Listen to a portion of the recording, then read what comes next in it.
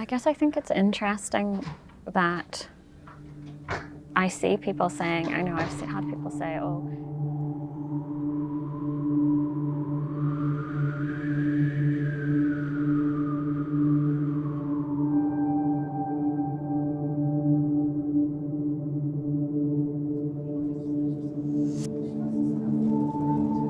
welcome to ACT Boot Camp for Behavior Analysts.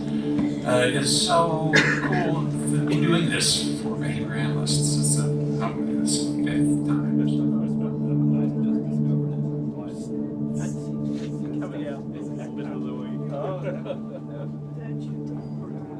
I see people saying, I know I've had people say, oh, you're brave for doing this thing, or you have courage for doing this thing.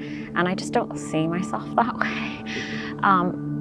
I guess I'm like starting to think about it and be like, oh, maybe I am, but I don't see the things that I choose to speak up about or do in the service of my values as, I guess they take courage because it's uncomfortable, and I just can't not do it because I think about like who do I want to be, and what do I want to stand for, and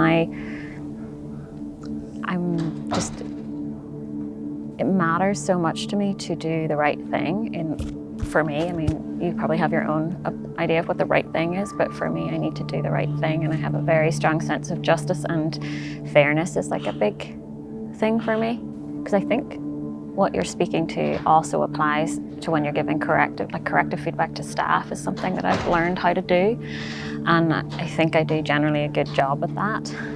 Again, I'm trying to tell someone something that is hard to hear, but I want them to be open and receptive to it, and to not, my agenda is not to crush that person with that information. What's my agenda? My agenda is to help them do better at their job. So I feel like the same kind of principles apply there. And I remember and the reason I'm kind of talking about that is because Lisa Coyne, I was once struggling with a staff member, and I had Lisa Coyne as my mentor at the time. We didn't work together, but she was kind of an ACT mentor to me.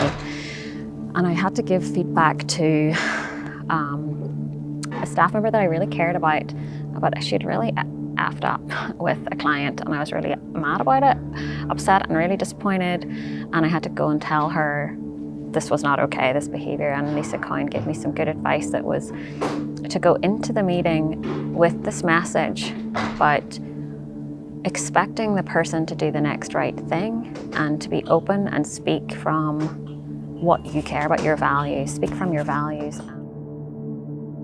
If you go into a situation and you speak from your values, like from your heart, as in who you want to be and why you're saying the things that you want to say and why they're important, people are much more open than if you go in with an agenda of like making someone have, imposing your opinion on somebody and expecting the next right thing from your listener. It was like an aha moment to me, like that idea of going in and being in like an open stance of like, I expect this person to be responsive and to do the next right thing and to be open in return. It really changes how you approach that person. Like if you go in with your armor up and kind of guns blazing and like self-righteous kind of, I have this thing to say and like I'm right and I'm expecting you to disagree with me, it's a very different feel to the interaction. So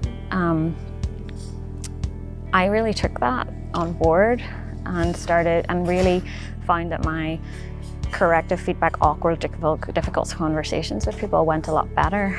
And then employing the ACT kind of stuff of mindfulness and being really present and noticing what shows up for me, being self-compassionate, and then being willing to listen to the other person's point of view and really holding my own thoughts lightly. Like, this is what I think, but I have to be willing to hold that lightly and not assume that it's completely correct and true. And I accept also that not everyone will agree, and they don't have to, and that's okay.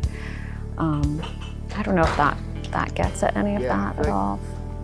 It works really well with parents too. Like, so when I'm going into an interaction with really difficult parents, parents that I've maybe had conflict with before, who are extremely stressed or whatever is difficult about them, and I have to tell them something that's hard to hear. Like I know they're going to not like what I have to say, like a recommendation, for example.